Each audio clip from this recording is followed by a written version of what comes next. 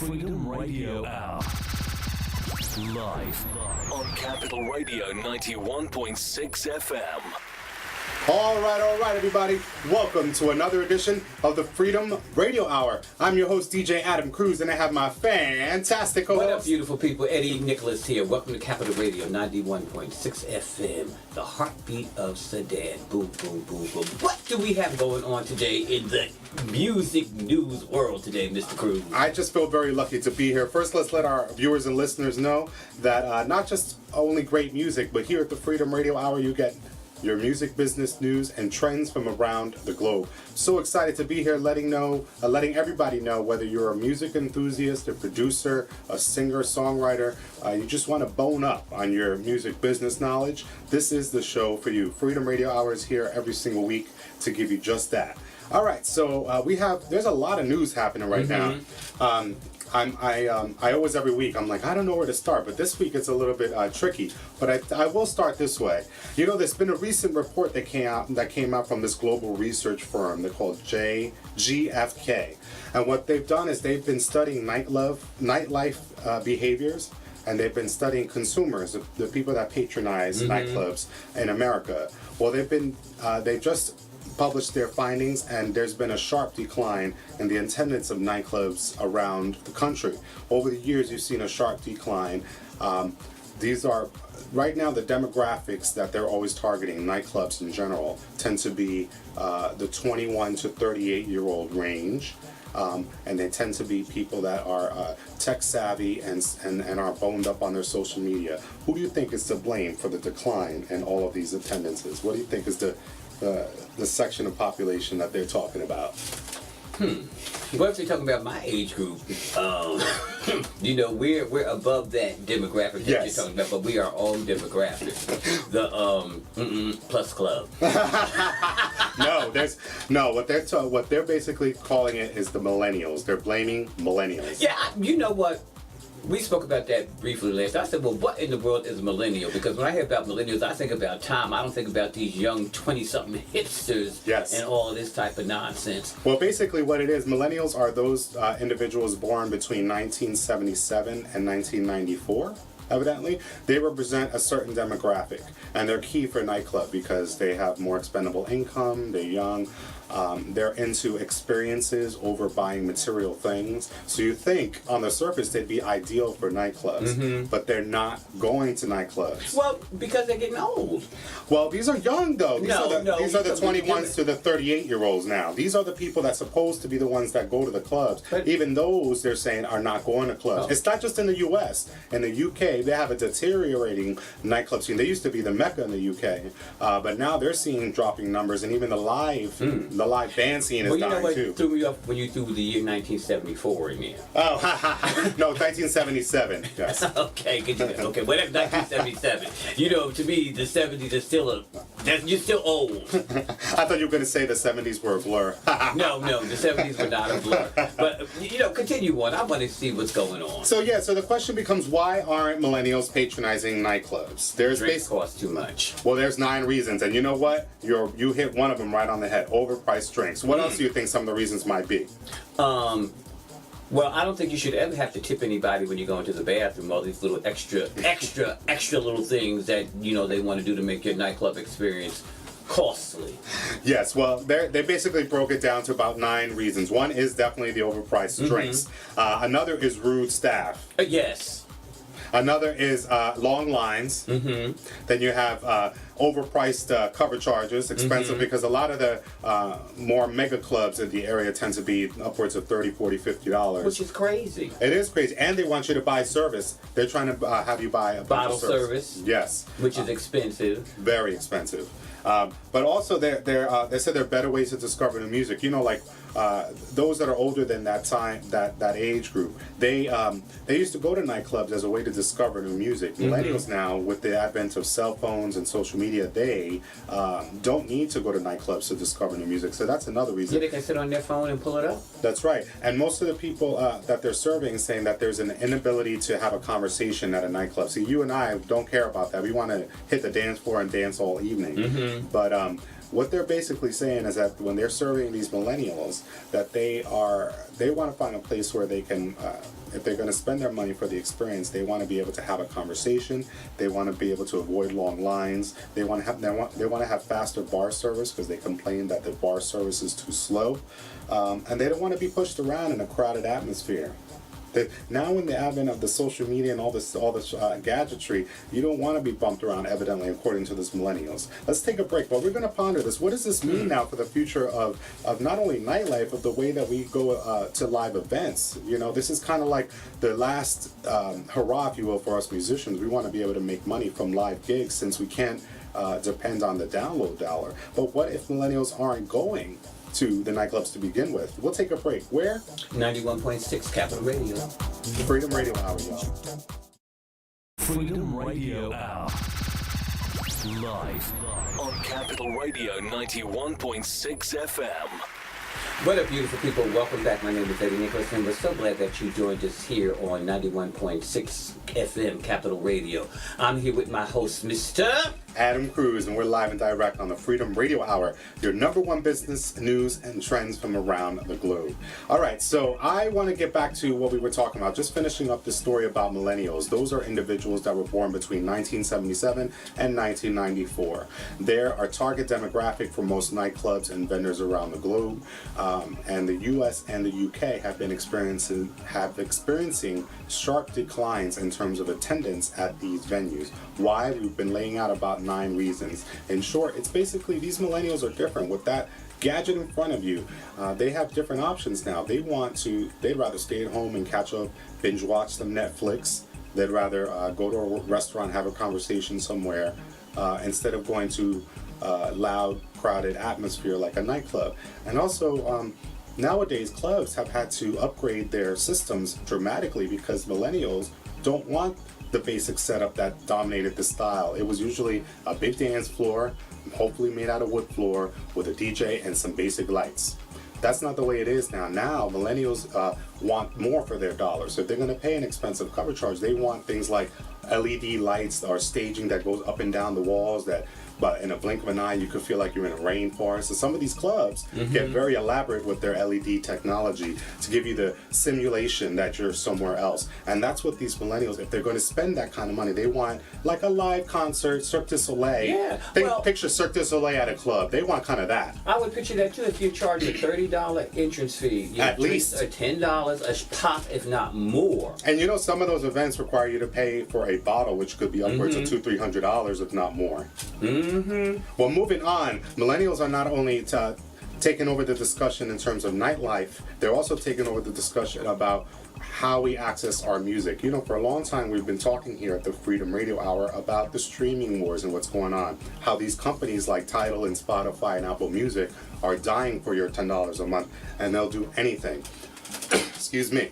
You know that Apple Music's boss, last time we were talking, Jimmy Iovine, was chastising Spotify, blaming them for their freemium model. But you know, Spotify just kind of poo-pooed that because they are very happy to announce their 20 million subscribers, and they haven't dropped off.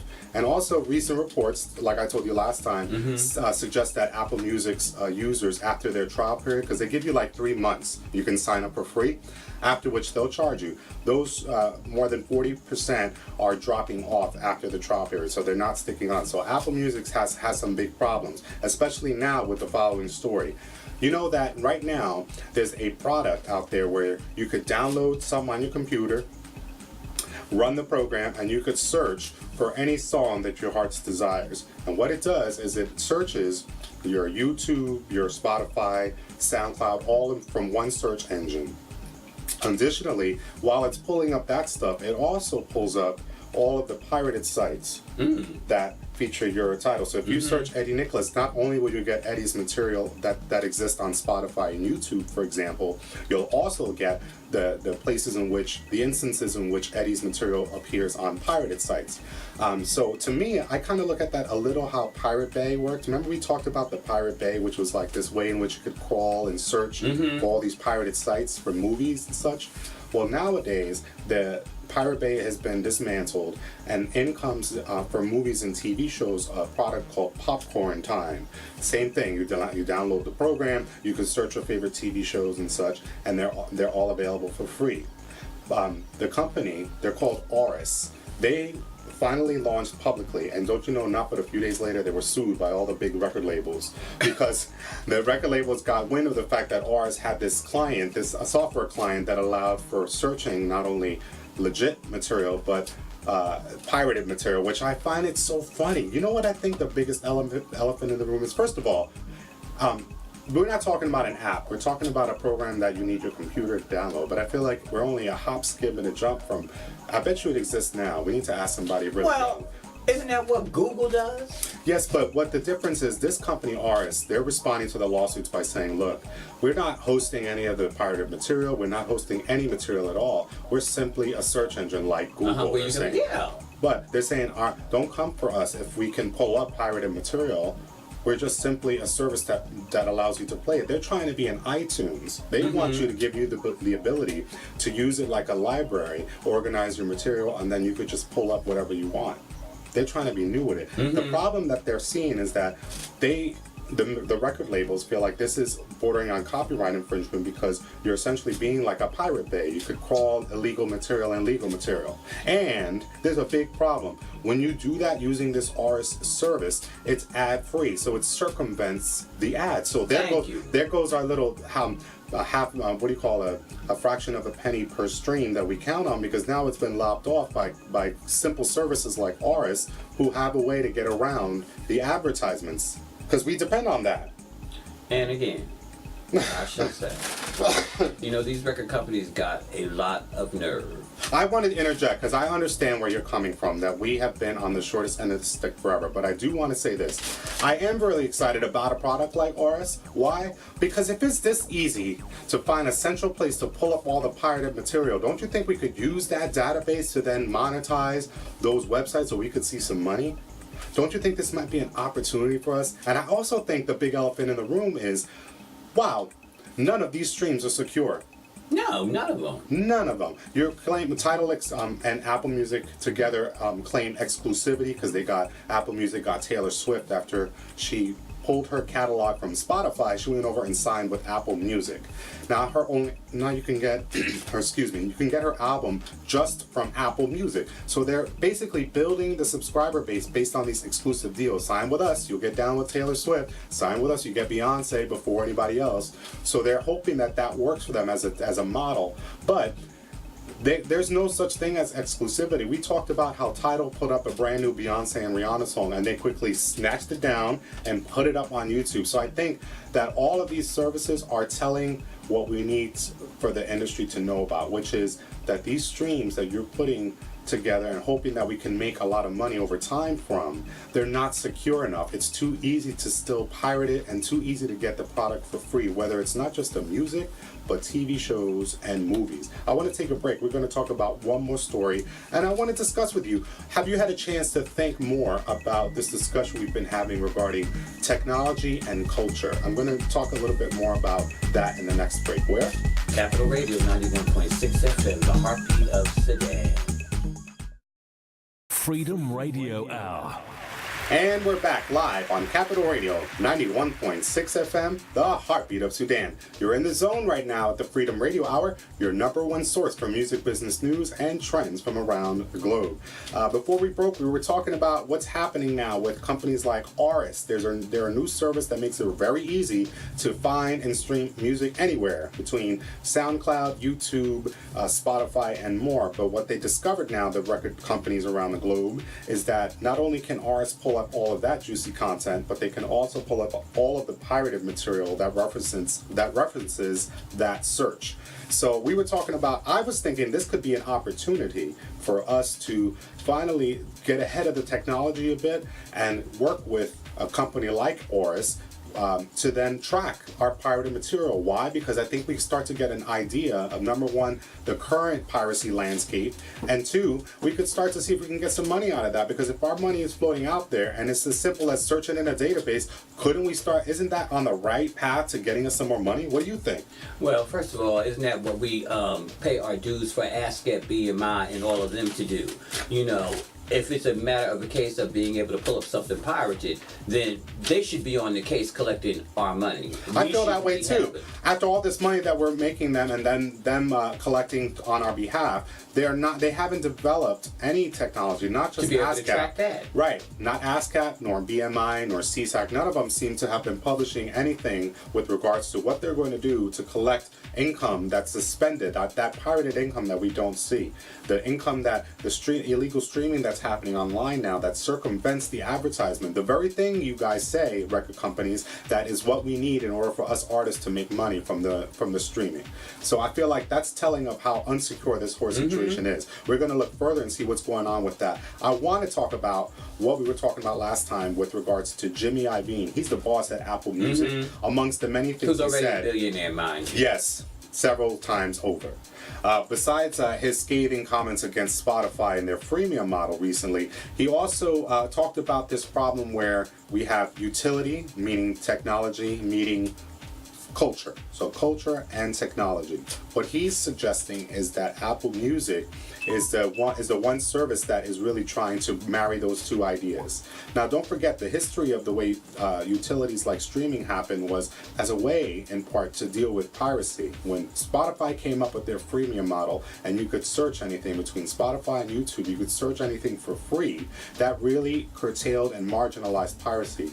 Now we know it doesn't mean that it's gone; it still exists. And companies like ours are telling us that our search engine are pulling up all this pirated material, but it is a lot more marginalized than it ever was because people don't need to download illegally if they get to search and get it for free. So Pandora, who has been in hot water over how much they pay or don't pay artists, has just purchased and gotten into the concert game. They just bought Ticketfly. Ticketfly is a company that last year sold 16 million tickets, which was worth around $500 million. Pandora went out and bought them, and what they're doing over the last few years is buying up small companies like this, and they're pairing it all together and combining it into an experience from your phone. You remember how Jimmy Iovine was talking about how they're trying to insert culture into technology? I think this is what they're trying to do. They want a one-stop shop for listeners to not only have the music, but see the booklet, have access to a concert ticket, get exclusive video and content all from your phone, just from the one place. No longer do you have to go everywhere, and it's going to be centralized. That's what Pandora is trying to do by purchasing Ticketfly. But you know this creates a big problem because the biggest juggernaut for ticketing is who in America? Ticketmaster. Yes, and Ticketmaster has been purchased and combined with Live Nation, so they've become a juggernaut. So they're huge muscle. And we've always talked about this. You were the one who let me know about the consolidation of power and what that does for us in terms of choice. So here we are, one company buying another to try to leverage that and create more of a muscle. Do you think that this is a good look for us, where now you have apps and you have products that have all of these things together, like for a certain fee, now you have a concert ticket, the album, the visual, the video, the text, all this information around the artist. Do you think that's valuable for us? Well, it's valuable, but who the heck wants to stay on their phone looking at stuff all the time? You know, that's crazy. Culture. We do have a culture, and the culture that he seems to be talking about is that phone culture, that technology culture. That's a culture within itself.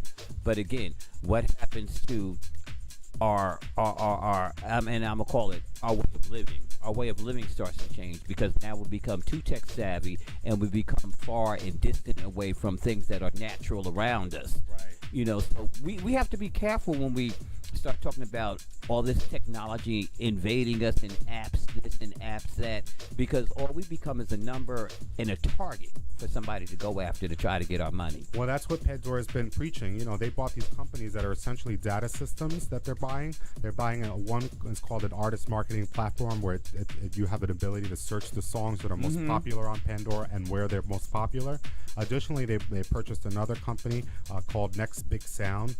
Pandora did, where they basically allow analytics around where you can find some of the next trends in music occurring around the globe. I think it's a really interesting thing that Pandora, being this like Spotify type service, is now expanding to include ticketing and to include this data tracking kind of thing. I think as artists, that's attractive, because I know for one of my biggest pet peeves is not having analytics available, meaning the way in which you could look at numbers and see, okay, I got 10 people that follow me in Italy, 20 in Russia, 5 in the US. That kind of thing is important for us because we strategize. I want to leave you with this though, Mr.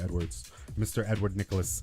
You know that you have an LP coming out soon, the Do You Want to Dance EP rather. And I think that it would be interesting to offer the new album in some sort of app or some sort of combined service. Because what if you could buy your new EP at the same time as you would buy a booklet of your photo, let's say from a photo shoot, maybe an entrance to your next event at the warehouse, November 8th. Maybe it could include entrance to Humble Beginnings every second Saturday. Maybe it could include entrance into a panel discussion at one of your various functions. What do you think? Does it seem more attractive now if for one price you could offer all this to your fans? Well, you know, it sounds great when you talk about it, but you have to put it to work to see, you know, what occurred. Because again, talking about these things, I firmly believe that these things have been done all over the place already. It just hasn't come forth for the general public to be able to have access to. But again, Google has always been a search engine. I know when I went to Google and you talk about the other places, and I typed in my name, everything popped up, including the pirated material. Right. I do feel like when we go back to our millennials story about the nightclub life getting sort of declining over time, this is the targeted audience that they're talking about. They're developing these products for the millennials who, by and large, are experiencing life through this box. Well, yeah, and walking around with their phones. We're going to talk about this more. You know what? There's the latest information going on with music copyright law. They met recently in Nashville to talk in front of their constituents about some of the things we've been talking about, but I'll break down what it is. And the key word is transparency. They are begging for transparency. We want to know what you're doing. Well, thank you so much for listening. You've been tuned into the Freedom Radio Hour. I'm your host, Adam Cruz. Eddie Nicholas, my co-host here. Hey, beautiful people. Yes, you've been live on Capital Radio 91.6 FM. Thank you so much for tuning in. Definitely check out freedomradiohour.com. Post under all the articles we're posting. We want to hear what you have to say about all these topics. And definitely check out eddienicholas.com and djadamcruz.com for more of that fantastic music. Have a great weekend and a great week. We'll see you next time. 91.6 Capital Radio. Freedom Radio Hour, y'all.